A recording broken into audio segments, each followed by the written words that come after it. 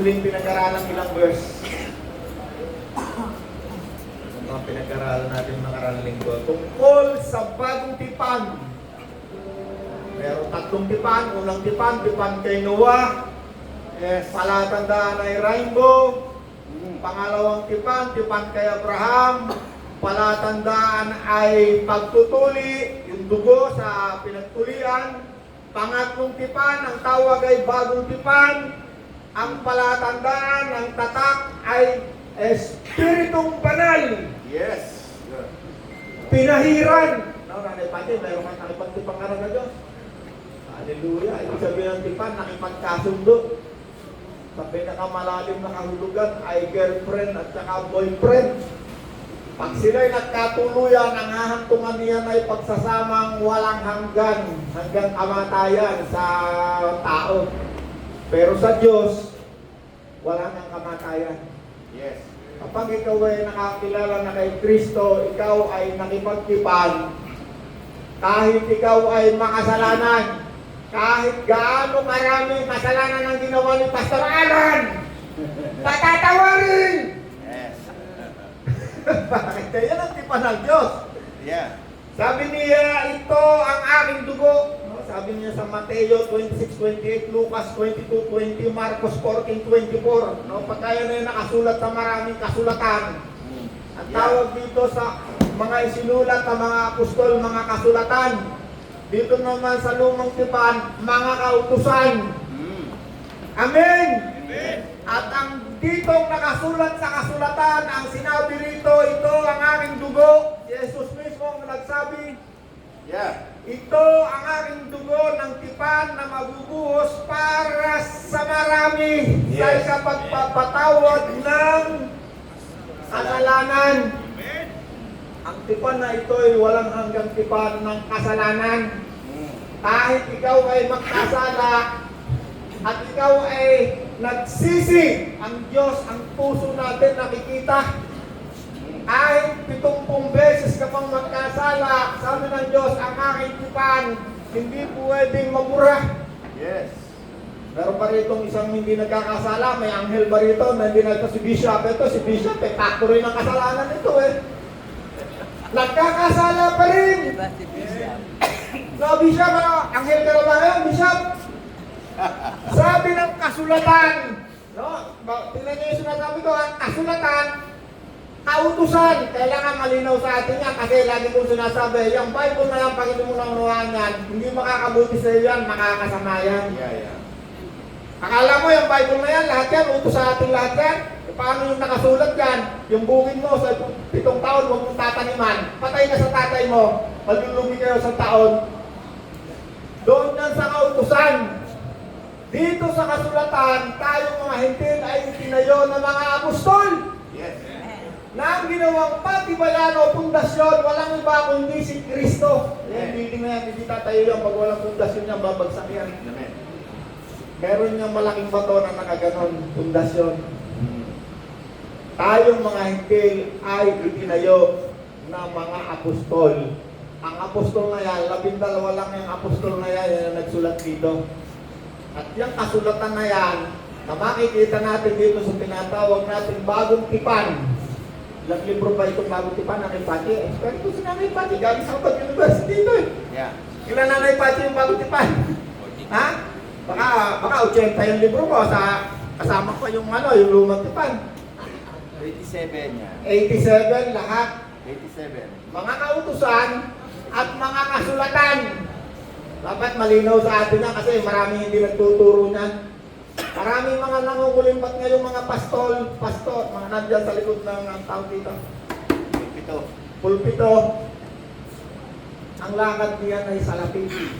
Kaya nga sinabi ni Apostol Pablo kay Tito, sabayin mo yung mga taong yan na galing sa Judaismo kasi tinuturo nila yung mga turo doon sa lumang tipan, sa bagong tipan. Sila ay nagtuturo ng mga hindi dapat ituro para sila'y kumita ng salapi. Maraming tao ay nalakad. O pati yung sumpa doon sa lumang tipan, dadamay sa atin. Pag bibigay ka po ko, sumat ka. matakot na takot ka, hindi ka magpapalain. May magsana ka may kalawang doon, sasalakayin na ni Diyos yung mga gano'n. Dami napakarami yung circus. Ikaw, huwag na mo rin, baka may masakit. Ang tipan, ano lang muna to, balik-aral lang muna to kasi sasalida tayo sa isang misteryo itong ating pagkaaralan ngayon eh. Hindi ko pwedeng hindi natin ilalakad yung ibang yung nakaraan. Hindi maunawaan. Kasi ang Bible na ito ay puro-puro ng misteryo.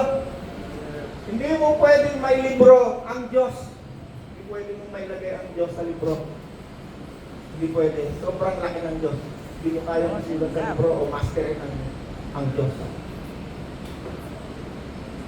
Sabi rin sa huli natin pinag-aralan, ang dugo, ang tipan ay tipan ng kapatawaran sa lahat ng tao. Kahit gaano ka kasama. Hindi ibig sabihin na gumawa ka na ng masama at dahil ang Diyos ay nakipagtipan na, ikaw patatawarin na.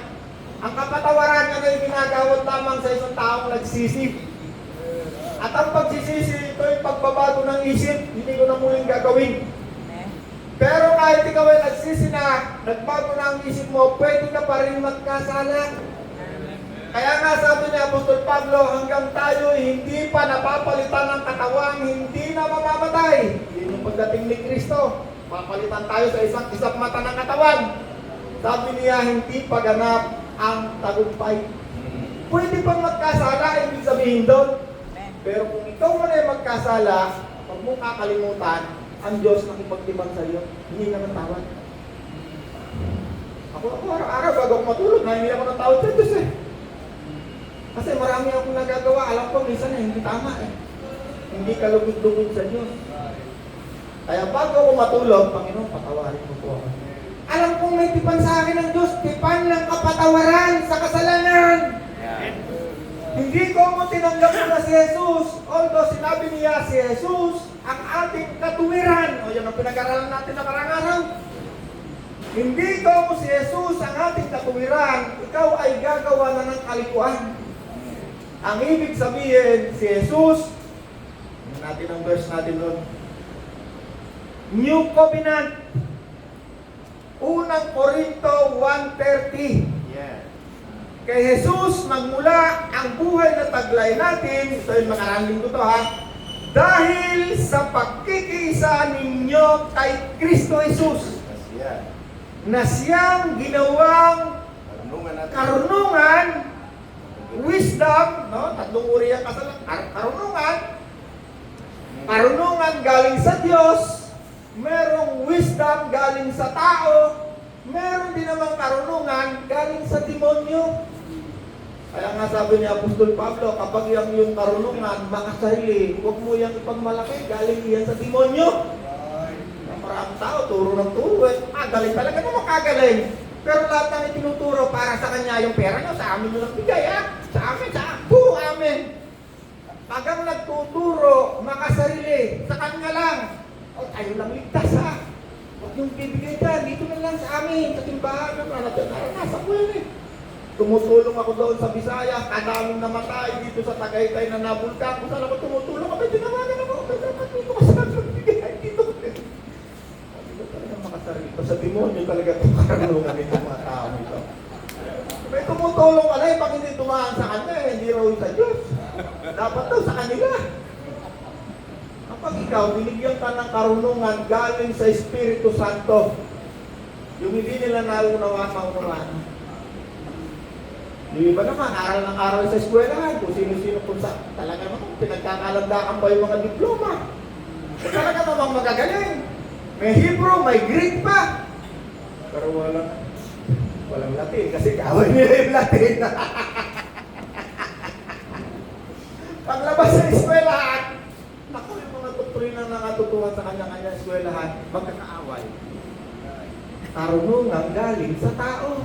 Inilibro ang karunungan. Kapag ang karunungan na galing sa iyo, galing sa Diyos, mapagmahal yan. Tingnan nyo yung binibigay natin dyan sa lapay sa Napuntayan. Nadilubyo, hindi makalabas ng ospital, nagiba ang bahay ng baha, nagiba ng lindol, sarit-saring dilubyo. Bakit? Nagmamahal yan, mapagmahal. Ang turo na galing sa Kristo, sa Diyos, mapagmahal. walang makasarili. Ay nako, kung galing sa akin ang turo, bigyan sa akin kapuno, ha? Ay sa bulsa, kung papagawa ko ng ganito, bibili ako ng aeroplano. Puro sila. Yan ang katotohanan ngayon. Makasariling mga katuruan. Yan, tayo may bisita, araw lang, mag-iingat ka. Baka maubos ang mga tao rito sa, alam niyo ang Panginoon, pag nagtuturo, naubos ang mga tao. Totoo lang. Merong no sambes ang Panginoon nagturo, lahat ng mga reliyoso, layas lahat. Kasi yung kanila lang pinaniniwalaan, yung itinuro sa kanila ng kanilang relihiyon. Iba yung relihiyon, iba yung relasyon sa Diyos. Kita niyo ang Panginoon nagtuturo, di ba? Minsan nagtuturo siya, no? Yung mga parable. Ganito. Maya-maya ang Panginoon, di tapos na magturo. Lumapit sa kanya ang mga tao kasama ang 12 alagad at nagtanong sa kanya, Panginoon, paliwanag niyo nga po sa amin ang tungkol sa kalinghagan niyo. Sabi ng Panginoon, para sa inyo ipinagkaloob na maunawaan ninyo ang mga hiwaga tungkol sa kaharian ng Diyos. Subalit sa mga nasa labas, hindi niya pinagkaloob yung hiwaga. Yan ang ating topic ngayon. Yan. Amen. Wala na, yung hiwaga mo, misteryo yan, medyo delikado yan. Gusto namin turo yung, yung nasa linyata. Alam niyo, kaya maraming ayaw sa akin lalo na yung mga religyoso. Yung may mga libro, yung may mga kanya-kanya set ng doktrina, ayaw nila nung tinuturo ko kasi malimit, nasagasaan yun. Ang ating guro na pinakamatalino na hindi pwedeng magkamali ay Espiritu Santo. Tingnan natin nga ang hiwaga na malalaman natin ngayong umaga. Colossus 1:26. Yes, so pakibasa ko na. Colossus 1:26. Yan, ito sabi.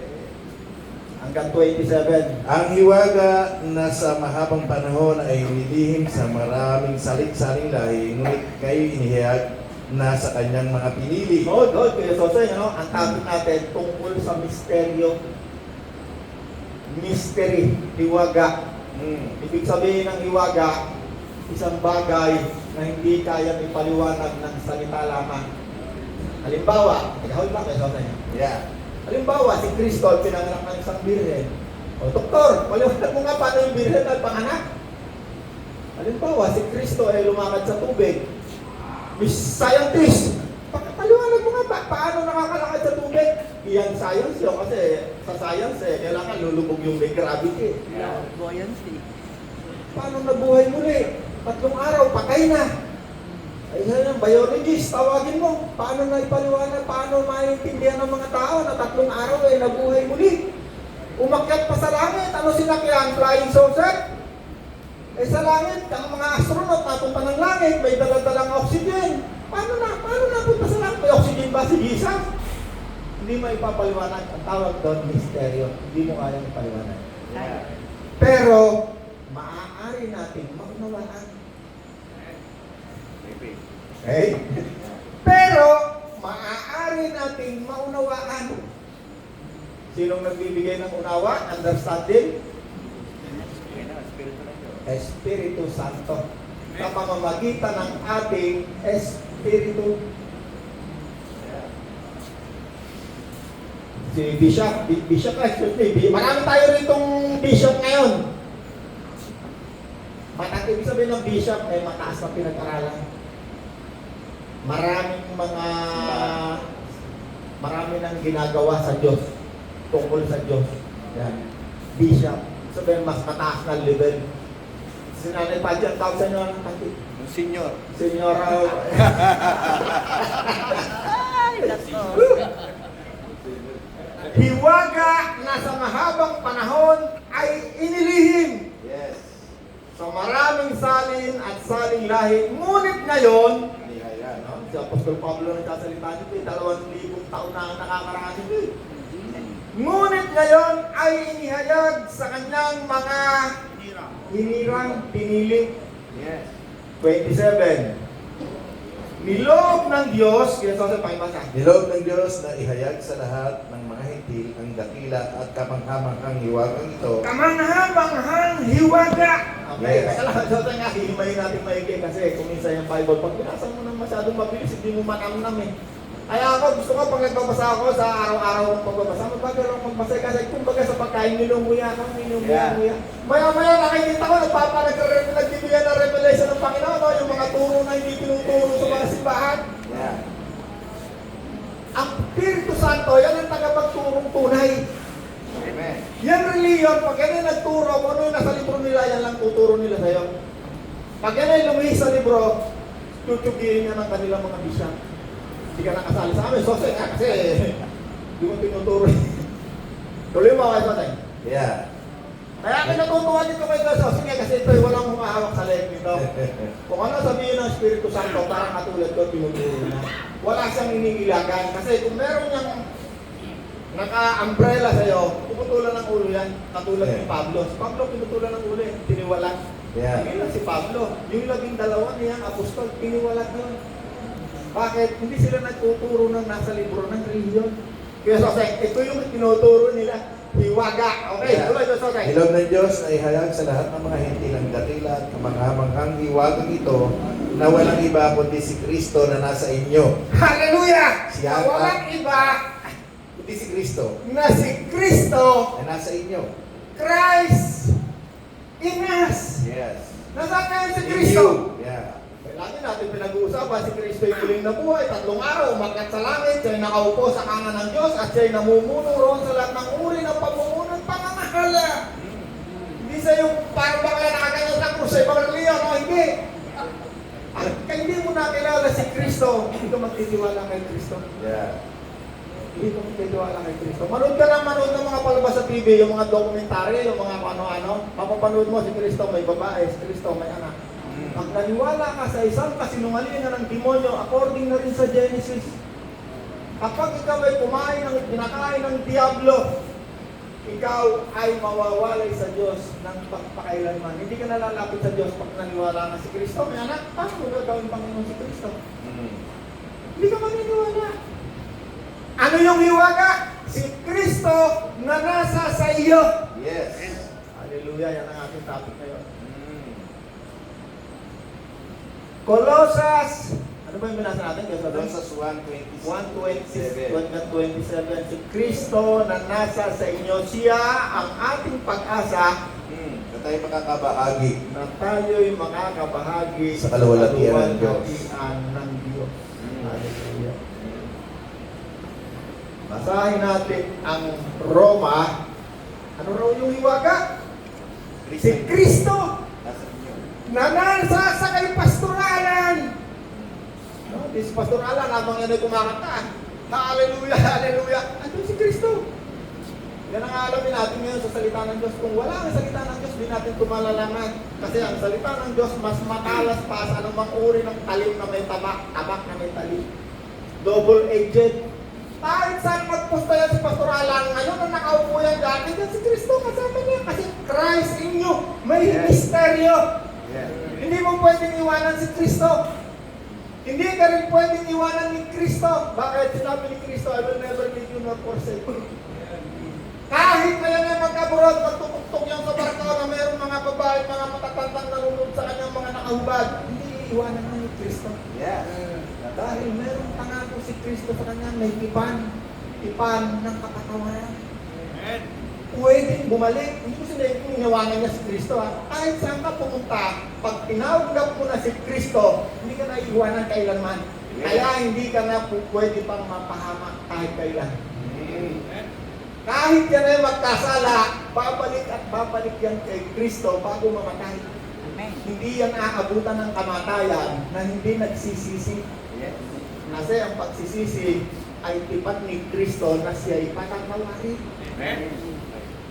Napansin nyo, pag gumawa kayo ng kasalanan, minsan ayaw nyo nang lumapit kay Kristo, parang guilty na kayo. Kasi hindi nyo naisip na mayroong tipan si Kristo sa atin. Na kahit gaano pa kalalim ang ginawa mong kasalanan, hindi ko sinabing gumawa ka ng kasalanan na. Nangako ang Diyos sa atin na siya ay magpapatawad sa atin. Walang kondisyon. Our advocate. Alalang ng iba kasi talaga po ito sumampalataya kay Kristo Bakit ito may babae rito, may babae ron. Namumuhay sa kasalanan, nagiinom, naglalasing, walang yapa, magdrogo. Ang sagot doon, hindi pa yan tumatanggap kay Kristo. Akala lang niya tumanggap na siya. Kasi ang pagtanggap kay Kristo, ang unang mong gagawin, hingi ka ng tawad sa iyong mga kasalanan. Malalaman ng isang tao na ikaw ay makasalanan, kaya ka nga hingi ng tawad eh. Ang ibig sabihin ng paghingi ng kasalanan o pagsisisi, pagtalikod sa kasalanan. Ayoko na ng kasalanan. Pero kahit ikaw ay ayaw mo na ng kasalanan, hindi ibig sabihin 100% anghel ka na, hindi ka na magkakasala. Pwede ka pa rin magkasala. Pero si Kristo, hindi pwedeng hindi ka patatawarin. Kahit gaano kalalim ang kasalanan mong ginawa. Yes. Bakit? May pangako kayo, may tipan. Sabi ni Kristo, ito ang aking dugo na nagbabayad sa iyong mga kasalanan. Eh paano yan? Baka ako hindi na mapatawad kasi ang dami ko nang ginawang kasalanan. Kaya! Basta magsisisi. Pero habang ikaw ay gumagawa ng kasalanan, habang ikaw ay patuloy sa paggawa ng kasalanan, ang ibig sabihin nun, hindi ka nagsisisi. Maaring hindi pa niya tinatanggap si Kristo. Kasi ang isang taong tumanggap kay Kristo yung nakipagtipan, tinatakan, nilagyan ng seal, ang tawag doon ay espiritong masama! Mabuti! At yung mabuting espiritu na yan, ayaw niya ng kasamaan! Yes. Ayaw niya ng masama! Kaya natutunan tayo? Amen. Hallelujah! Apante, apante! Roma 8. 9. Isa muna sa 1 kayo sa 1 muna. Oo. Kaya Kaya hold on muna kayo sa ililinawin ko lang mabuti yung unang verse nating binasa. Colossus 1:26. Si Kristo na nasa sa inyo. No, sabi daw sa uli natin pinag-aralan ng karang linggo, si Kristo ang ating katuwiran. Righteousness, ha? Hindi ibig sabihin na nasa sa atin na si Kristo eh.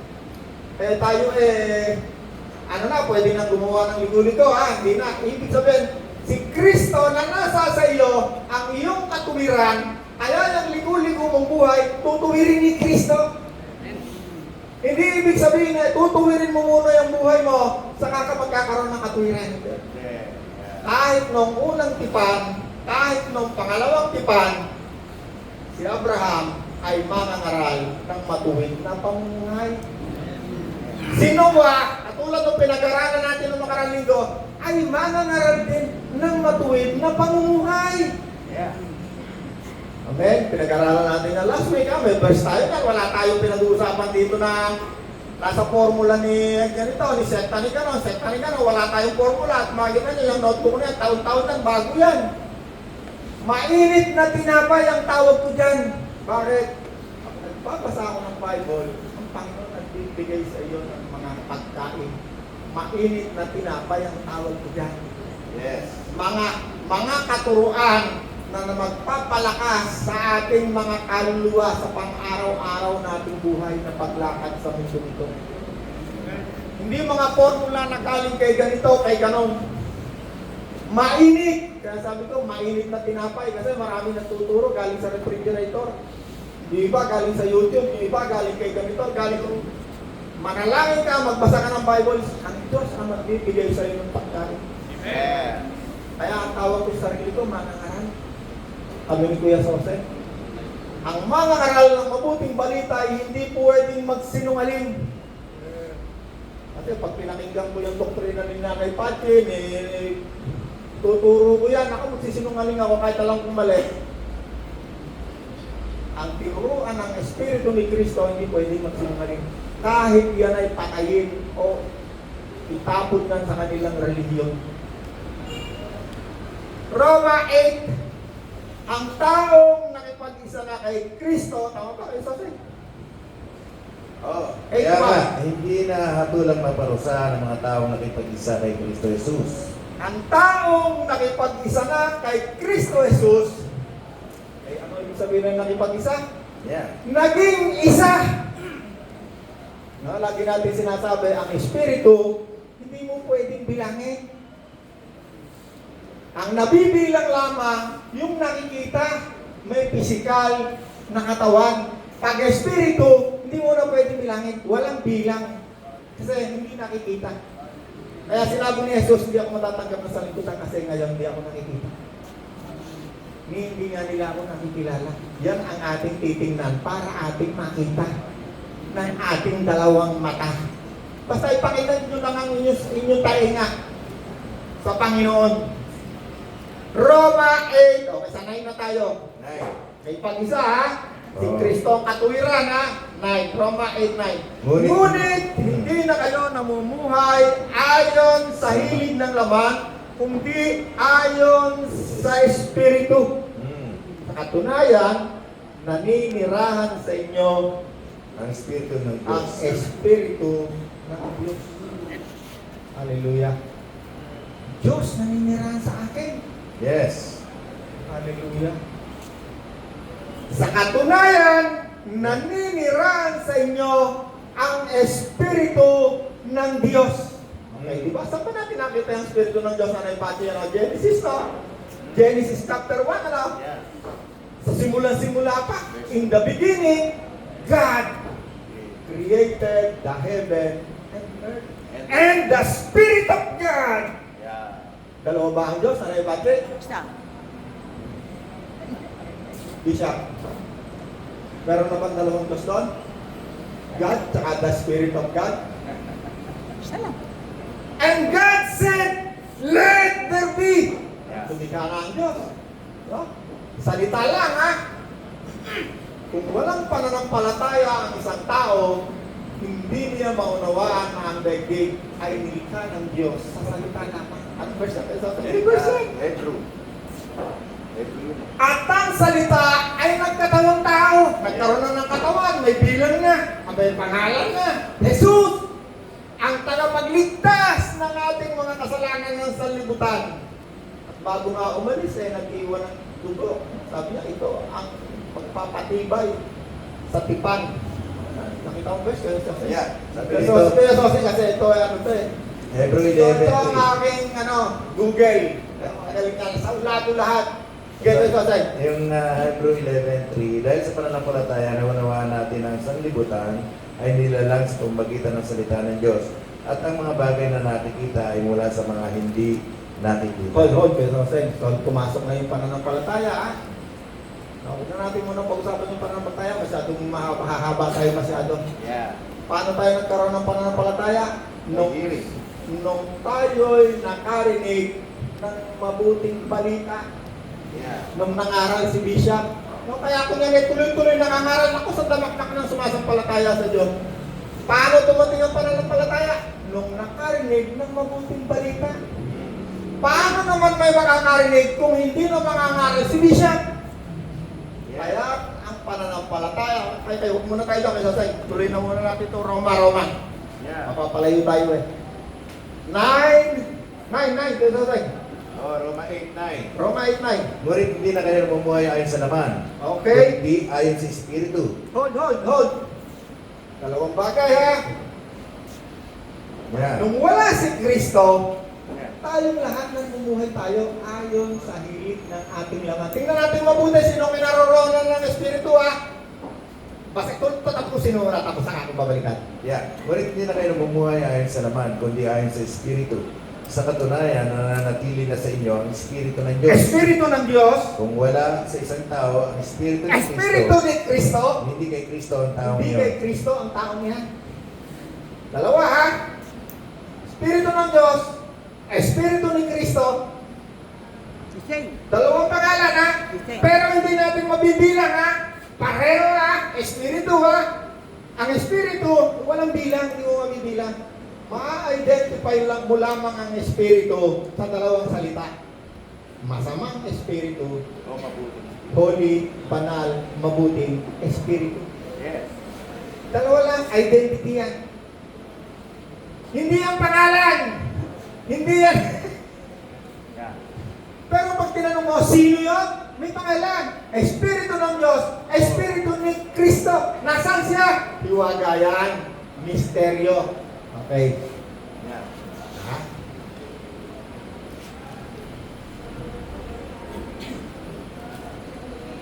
Kuya Sosay, basahin mo muna. Bago natin ituloy yan, basahin mo muna na yung Colossus 4:3.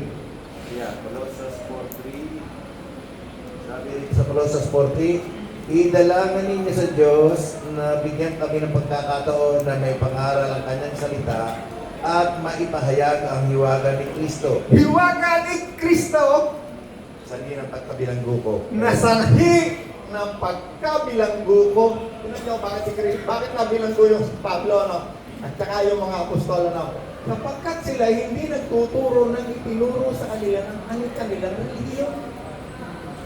Tingnan nyo sa hindi ng pagkabilanggo, no? Sa mga ibang relihiyon, hindi yan nangunguya yan, hindi nila naiintindihan yan. Pagkat ang nagtuturo sa kanila, yung itinuro din sa kanila. Iba yung nagtuturo ka ng tinuro sa inyo ni Kristo, no? Kaya si Apostol Pablo, lagi yan sinasabi, ang tuturo ko sa inyo, hindi yung natutunan ko sa religion. Kung tungkol din lang sa religion, sabi ni Apostol Pablo, walang tatalo sa akin. Subalit ako yung nagpasya. Ang ituturo ko lamang sa inyo tungkol kay Kristo at sa mga hiwagang ito. At siya nagpapasabot. Okay? Nakulong! Bakit? Nagtuturo ng misteryo, mystical, mystic, hindi theological. Yung mga napag-aaralan sa eskwelahan ng mga Bible school, ang tinuturo dyan, kaya ang tawag dyan, theological seminary. Pagka mystic, o hindi nila makita masyado sa Bible, hindi nila kasi nung may turo ng detalyado, ayaw nilang ituro yan kasi takot sila dyan, makaraw sila maligaw. Ayaw nilang i-recognize yung turo ng Espiritong Banal. Santo. Ayaw nila yan. Kasi takot sila, kasi gusto nilang ituro yung sigurado na merong libro na itinuro din sa kanila ni doktor, ni bishop, ito ikaw sigurado to, hindi ka magkakamali. Dami nang nagsabi sa akin, wala, hindi ka ba natatakot sa tinuturo mo? Baka ikaw ay magturo ng mali. Sus, Ginoo. Sabi ko, nagtuturo sa akin yung banal na spirito. Ito isa, doctorate degree ha.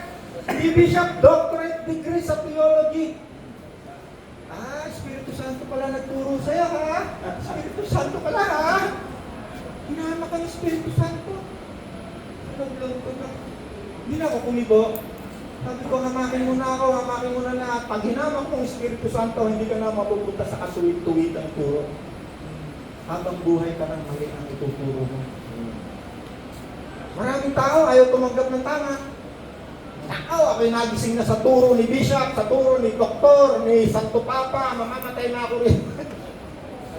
Sabi ni Kristo, malalaman mo totoo. Sino magpapalam? Si Kristo, ang kanyang Espiritu. Yes. At siya ang magpapalaya sa iyong mga nakapadlock, nakasandado, korido, nakakandado. Sabi, kaya doon ikaya, nakalakap ang isip na, sarado kandado ikaya. Ang nagbubukas sa saradong kandado, salita ng Diyos. Maraming tao hindi natatanggapin ang totoo. Maliban na lamang buksan ni Kristo ang kanyang pag-iisip. Kaya pag ako, nagtuturo ako ng totoo Naku, wala sa upa lang ko yung turo na yan. Baka ikaw magaling sa'yo simbahan, palalayasin. Pinalayas na nga ako Pero hindi ako natatakot. Bakit? Si Kristo nagpapakain sa akin. Kaya lalo niya akong pinasagana, lalo niya akong binigyan ng maraming pagkain, na hanggang sa ngayon ako'y nagpapakain sa mga kaluluwang gustong kumain kay Kristo. Okay. Bakit? Nakulong 27. Ano binasa natin guys? 126. Ano? Kanina. Huwaga. Okay, yung huli mong binasa, 1 Corinthians. Colossus 4:3 ang binasa Colossus ko. 4:3. Misteryo ni Kristo, sanhi ng pagkabilanggo. 4. Ipanalangin ninyo na maipahayag ko ito ng buong linaw. Yes. Nililinaw na ngayon. Kasi wala na si Pablo patay na Kaya yung linaw na yan, hanggang ngayon, nililinaw yan na nagtuturo galing kay Kristo. Okay. Yeah. Unang Korinto 2:10. Bago tayo babalik doon kayo sa Roma. Yeah. 1 Corinto 2:10. Sinasaliksik ng Espiritu Yeah. ang lahat ng bagay, lalo na ang mga bagay na may kinalaman sa Diyos. Yes. Maging ang pinakamalalim. na layunin ng Diyos. Alam niyo ang pagkakaiba niya ng aaral sa salita ng Diyos na ang Diyos ang nagtuturo, tsaka doon sa mga nasa eskwelahan na nagtuturo, mga eskwelahan. Yung libro, nandiyan na yung libro. Yung libro ang ituturo sa kanila, hindi nila lalito dyan. Pagka wala doon sa libro na kanilang pinag-aaralan sa eskwelahan, hindi nila tatanggapin yan. Doon lamang yan sa curriculum na tinuturo sa kanilang school. Bishop, yan ang tuturo yan si Bishop eh. May eskwelahan na eh. Ito, nagtuturo din si Bishop. May mga eskwelahan. Pero kapag yung estudyante ng mga yan, maniniwala nang hindi na doon sa kanilang tinuturo, puputulan niya ng legya. Hindi ba ka na mag-aral? Kasi ayaw na tanggapin yung tinuturo niya. Paano mo masasaliksik yung tinuro pa ni Bishop? Andyan ba lahat ng tungkol sa Diyos? Wala! Hindi mo maililibro ang Diyos. Yes. Sabi sa unang Korinto 2:10, sinasaliksik ng Espiritu ang lahat ng bagay, maging ang pinakamalalim na bagay na may kinalaman sa Diyos. Walang nakakaalam sa iniisip ng isang tao maliban sa kanyang Espiritu. Okay. At walang nakakaalam sa iniisip ng Diyos maliban sa Espiritu ng Diyos. Ang tinanggap natin ay hindi Espiritu ng salibutan, kundi Espiritu ng Diyos. Upang maunawa natin ang mga kaloob niya sa atin. Hindi siya maunawa ng isang taong wala ang Espiritu ni Kristo, ngunit nasa atin ang pag-iisip ni Kristo. Yeah. Kaya nga meron akong tanong naniniwala ba kayo na ang kaluluwa ay bahagi ng pag-iisip? Hindi na naniniwala ang kaluluwa bahagi ng pag-iisip. Yes. Sabi sa Bible nun eh. Sabi sa mga ngaral, sabi sa awit, ang ating pag-iisip. Kaya nga yung memorya ng patay, dala-dala na eh. Yung namatay na mahirap at mayaman, okay na rin. Ipalito po ako sa lupa, ang kapatid ko'y nagduro, ayaw ko lang mapunta rito sa daigdig na ito ng pagdurusa. Nagdurusa eh. May memorya. Eh di kung gano'n, kung yun ang definition ng Bible, may pag-iisip, eh di si Kristo, ang pag-iisip ni Kristo, nasa atin. Yes. Kaya hindi malayong maunawaan natin ang mga bagay na tungkol sa Diyos. Bakit? Sapagkat nasa atin si Kristo at ang kaniyang pag-iisip. Ang pag-iisip ni Kristo nandun ba sa libro ng tinuturo sa eskwelahan o wala? Maaaring yung iba nandun, pero marami wala. No? At marami rin mali doon sa libro niya, kay Kristo, walang mali. 100% tama. Amen. John 2. Yes. John 8. Basahin mo, Nanay Pache. Meron Ricardo si Nanay Pache. Basahin mo. Pagka Ricardo, basahin mo, Ricardo yan eh. Kailan, teka muna, baka betchin yan. Dapat eh, ayoko na. Gusto ko organic. Sige, basahin mo, Nanay Pache. Nasa scripture eh. Oh, yan, organic yan. Nasa scripture eh. Yes. Yet, among the mature we do impart wisdom, although it is not a wisdom of this age, of their age, no, Yeah. of the rulers of this age. Ulit, umpisa, Nanay Pache. Yet among the mature, we do impart wisdom. Hallelujah. Hold, Nanay Pache. No? Magandang Teka muna, maganda. konting Ricardo lang baka umimatimple. Kaya lang, sabi ko hapon. Ay! Sabi na Nanay Pache, maganda yung Ricardo niya eh. To the mature, ibig sabihin sa mga matatanda sa pananampalataya, ibig sabihin matanda sa edad. Yeah. Mature, to the mature, ibig sabihin, siya ay mayroong wastong kaalaman tungkol kay Kristo. Yes. Right. Sila'y tinuturuan ko ng tungkol sa karunungan. Karunungan ng Diyos, ha? But not the wisdom. Karunungan ng Diyos. Lagi nyo titingnan niya kasi pag namali kayo dyan, akala nyo yung karunungan ng tao, yun ay karunungan ng Diyos, mamamali ka. Kaya maraming tao yung push yung doktrina ng religion niya, akala nila yun ang karunungan ng Diyos. Kapag ang karunungan, makasarili, hindi yan sa Diyos galing. Sabi nga dito sa ibang verse, galing yun sa demonyo, pag makasarili. Okay, kaya Jose, babalik tayo dito sa Romans 8. Yeah. Rod, may oras pa tayo? Yun. Ang taong nakipag-isa na kay Kristo Jesus, okay, nakipag-isa ha, kung si Kristo ay nasa sa atin, tayo ba'y dalawa? Hindi, isa lang. Bakit? Spirit eh. Walang bilang. Yeah. Nakipag-isa, kaya sabi nakipag-isa. Kung si Kristo ay dumating sa'yo, nabilang mo, ay kami, nakipagdalawa ako kay Kristo. Kaya marami, hindi maintindihan eh. Ay, sa Roland, yan ay hindi Trinity. Tunis yan o Pornes yan. Pero collective Kasi ba? hindi nila maunawaan. No. Meron silang mga salita salita na gusto nilang makuha, ay hindi nila makuha. Kasi ang Espiritu Santo, ang turo sa misteryo, walang sapat na salita para iyong makunawaan o malaman. Ito'y nauunawaan lamang sa pamamagitan ng Espiritu ni Kristo na nakakasama ng iyong Espiritu. Kaya lagi meron ako lagi lagi, pag nawala sa isip, ay tatlo, ay tatlo, dito, alay niyo, upuan niyo. Lagi mo pag kasi ito, nawala sa isip nyo, maliligaw kayo. Ang Bible kasi, dapat lagi mong malinaw. Sabi ni Apostol Pablo, nawa, lubos kayong gawin mabuti ng Diyos hanggang sa kanyang muling pagparito. Ang inyong kaluluwa, Katawan. ang inyong Espiritu. spirito at katawan. Isang tao lang yan, pero mayroong tatlong elemento. Kailangan lagi malinaw sa isip mo yan. Although ikaw ay mayroong iisang katawan, meron yung tatlong elemento.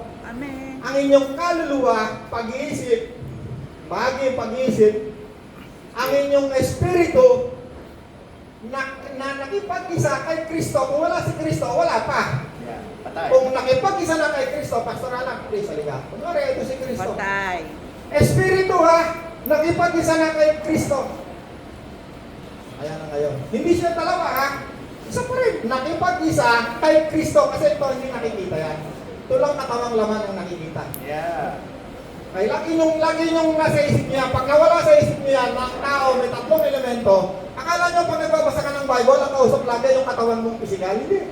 Kaya nga nilinaw dito hindi na kayo namumuhay ayon sa hilig ng laman, kundi kayo'y namumuhay na ngayon ayon sa Espiritu. Yung binasa natin, Yeah. Balik na ngayon. Roma yun. Roma. Binasa natin sa Roma. Balik tayo sa Roma. Roma 8. Roma 8, chapter 9. Yeah.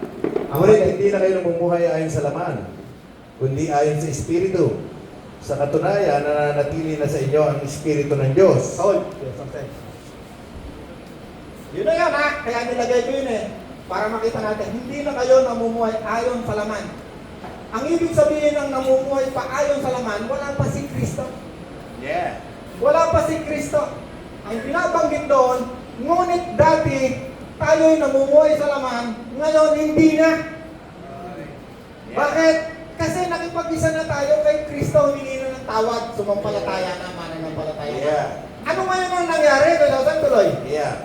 Kaya sabi rito, kung wala sa Tuloy mo, tuloy. ngunit hindi na kayo namumuhay ayon sa laman, kundi ayon sa Espiritu. Sa katunayan, nananatili na sa inyo ang Espiritu ng Diyos. Kung wala sa isang tao ang Espiritu ni Kristo, hindi kay Kristo ang taong yun. Hindi mananampalataya ang taong yun. Hindi pa siya tumatanggap kay Kristo, diyan nagkakaroon ng maraming hidwaan o hindi pagkakaintindihan. Akala natin, yung mga taong ito'y tumanggap na kay Kristo kahit na ipakalutaran sa simbahan, hallelujah, hallelujah, hallelujah. Pagdating ng linggo, andyan sa kabaret. Pagdating ng wala na sa loob ng simbahan, meron niyang girlfriend dito, may girlfriend doon. Katulad ko nung araw, 4 girlfriend doon. Bakit? Namumuhay sa laman. Naman ako sa'yo. Ano ibig sabihin na namumuhay sa laman? Kung ano yung gusto ng laman ni Kuya Soseg, yan ang gagawin mo. Alipin ng kasalanan, hindi ka makakawala dyan. Ang katulad mo yung isang hinihila sa katayan na merong yung hayop na merong hinihila. Yan ang katulad ng isang taong wala si Kristo. Ang katulad niya ay isang hayop na inaakay sa katayan. Yeah. Wala kang makakatanggi dyan, hindi ka makakatanggi. Bakit? Ikaw ay alipin. Kaya nga sinabi ni Kristo, binayaran ng kasalanan mo, ikaw ay tinubos para yung Panginoon ng kasalanan, ang Diyos ng kasamaan na bumulag sa isip ng mga taong ayaw sumampalataya kay Kristo. Amen. Ikaw ay binayaran, tinubos. Nung tinanggap mo si Kristo, Yeah. nung tinanggap mo si Kristo, alam mo ba na ang Panginoon at ang Diyos mismo, hindi yan naghihiwalay. Mula Genesis hanggang Revelation, hindi sila naghihiwalay. Yeah. Siniwala kayo ron? Kaya wala, bakit doon daw sa pinautismo doon si Kristo? At nakita yung Espiritu ng Diyos. Alam niyo yun, pinakita lang yung kay John the Baptist, hindi sa lahat. Bakit? Para malaman ni John the Baptist na itong taong ito ang magbabautismo sa Espiritu Santo. Kung napakarami ngayon niloloko ng mga pastor Sa presyon, sa tabi mo, ito namang isang tao nahihiya na, 10 beses nang pinapatungan ng kamay. Sandali, yan na, ika. Yan na, ika, ang Espiritu Santo ika sa'yo. Nasa iyo na ika ngayon ng Espiritu Santo. Ang ikaw naniwala ka, ang nagbigay sa iyo ng Espiritu Santo ay tao o yung simbahan kung saan ikaw ay naroroon, kailanman di ka na makakali sa kanya. Meron ka ng pagkakautang sa kanya. Isipin mo, si Bishop nagbibigay ng Espiritu Santo. Isipin mo, ang Espiritu Santo ay hindi pinagkakalat ng kahit sinong tao. Maaaring gamitin yung tao. May tao na dumaloy ang Espiritu Santo, maaaring ginamit siya. Pero kailanman, hindi yun nagmula sa tao. Yeah. Ang speaking in tongues ay tunay na salita. Hindi yung naririnig natin ngayon na isang oras na, Sambalakiya, puro Sambalakiya. May salita yun. Pero masalita sa daigdig na ito, Sambalakiya. Hindi ko inahamak yan ha. Totoo meron speaking in tongues. At ako man ay nag-speaking in tongues, lalo na pag ako nakaramdam ng takot, wala, totoo yun. Pero hindi lahat ay pinagkalooban. Kaya sabi ni Apostol Pablo, kung meron sa inyo sa loob ng iglesia, nagsasalita ng speaking in tongues, sawayin nyo. Bakit? Walang pakinabang ang iglesia dyan. Maliban na kung merong magpapaliwanag. Pero sandalalaki, wala namang alam. Magpaliwanag ko ano yung sandalalaki na yun eh. Sabi ni Apostol Pablo, walang pakinabang ang iglesia. Maliban! Mga kusinero eh, pag alam na kulang nga Ricardo eh. Hoy, nakalimutan mo yung bawang! Kanina, nagluto ako may niluto kanina, yung anbayanan eh. Biryani! Ay, takaw, matitikman ma'am. Luto ako ng konti eh. Nasa marami. Tuloy. Kung wala sa isang tao ang Espiritu ni Kristo, teka ulit. Yeah. Sanay. Ngunit hindi na kayo namumuhay ayon sa hilig ng laman, kundi ayon sa hilig ng Espiritu. Okay, dalawang uring buhay. Dati wala si Kristo namumuhay sa laman. Ngayon, mananampalataya na. Yes. Sa katunayan ay naninirahan sa inyo ang Espiritu ng Diyos. Malinaw ha, detalyado ha. Kaninong Espiritu? Espiritu ng Diyos. Kung wala sa isang tao, ang Espiritu ni Kristo. Yan ang mga hiwaga. Yan ang tinuturo ni Apostol Pablo. Hiwaga, kaya siya binitay niya ng religion niya. Kasi nagtuturo siya ng wala sa libro. Kaya sa libro kasi nila, pag sumunod ka sa kautusan, maliligtas ka. Ang kanilang kaligtasan doon sa kanilang sekta ng religion, maliligtas kung susunod sa religion nila. Meron namang religion ni ganito, ni ganon, pag hindi ka namin kaanin, hindi ka ligtas. Ligtas lang kami, kasi may tulis yung simbahan nila, lilipat raw pag tayo Kristo eh. Tuloy-tuloy, kung wala sa isang tao ang Espiritu ni Kristo, hindi kay Kristo ang taong yun, ha? Revelation yan. Yan ay revelation ng Espiritu ng Diyos sa mga taong hinirang, pinili. Sa mga taong wala si Kristo, hindi yan maunawahan. Kahit ano pang gawin mong turo dyan, hindi niya maunawahan yan. 10. Ngunit dahil naninirahan sa inyo si Kristo, sino kasama natin yan? Si Kristo. Sino pa? Ang Espiritu ng Diyos. Ang Diyos mismo. Yes. Yun yung Diyos na nandun sa Genesis, na lumikha. Let there be light. Nagkatawang tao, nanirahan sa piling natin. Walang anumang nilikha nang hindi sa pamamagitan niya according sa John chapter 1 verse 14. Tama ba ka? Kasi nung araw naman, hindi ako makasalo ng verse eh. Wala namang number yung Bible nung araw. Kaya siguro hindi na pinapasalo ni Lord sa akin yung number. Tama na Pachi, no? May number ba yung Bible nung araw, yung original? Wala. Wala ko, meron. 10. Ngunit dahil naninirahan sa inyo si Kristo, okay ha, tingnan natin mabuti ha, Espiritu ng Diyos, Espiritu ni Kristo, si Kristo, Espiritu, anong uring Espiritu? Evil! Good. Holy. Holy. Holy! Huwag ka gagawa ng ikatlong Diyos ha, kasi sa Old Testament, pag gumawa ka ng ibang Diyos, maliban sa akin, mortal sin. Hindi ka pwede gumawa ng ibang Diyos, maliban sa akin, mortal sin. Hanggang sa ikapat na saling lahi mo, susumpahin ka. mortal sin. Hindi mo pwedeng turo. Kahit na may magturo sa inyo, sabi sa Old Testament, sabi ng mga propeta, managinip, magturo sa inyo, at siya ay magkatotoo. Kahit magkatotoo yung kanyang panaginip, gumawa siya ng himala, sabi niya, at pagkatapos ay tuturuan kayo na mayroong ikalawang Diyos, ikatlong Diyos, ikaapat na Diyos, sabi niya, huwag kayong maniniwala sa kanya. Amen. Mortal sin. Yes. Ako isa. May verse lot yan sinasabi ko sa inyo, hindi ko yan, hindi ko katahang isip yan. Kaya maraming tao, naku, Kuya Ronald, kami ang Diyos namin meron kami Diyos, Espiritu Santo. Sino yung Espiritu Santo? Hindi namin alam sino yun. Ito natuturo ko sa iyo, ito yung Espiritu Santo. Espiritu ng Diyos at Espiritu ni Kristo. Marami, ayaw pa rin maniwala. Kasi meron silang turo sa libro nila, sa kanilang doktrina. Meron silang Diyos na isa, itong isa naman, meron silang Diyos na dalawa, meron silang tatlo, kaya hindi nila matanggap to. Sabi ni Rod, time out, Rod, saglit lang. Kasi nasa momentum, wait lang. Si Lord naman ang nagbibigay sa atin ng blessing ng tindahan. Ngunit dahil naninirahan sa inyo si Kristo, napakalinaw, tumbok, hindi magkakamali, mamatay man ang inyong mga katawan dahil sa kasalanan ng Espiritu naman ninyo'y buhay sapagkat itinuring na kayo ng Diyos na matuwid.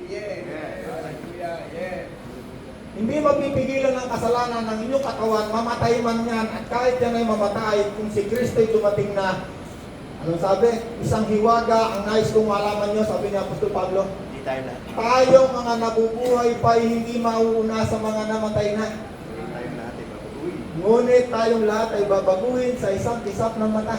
Yes. Ang mga namatay na sumasampalataya kay Kristo ay bubuhayin muna. Tapos. Bubuhayin pa rin! Bakit? Nakipagtipan ng Diyos sa kanila. Amen. Kapatawaran ng tipan. Amen? Yes. Ay, tuloy pa, mabilis na. 11.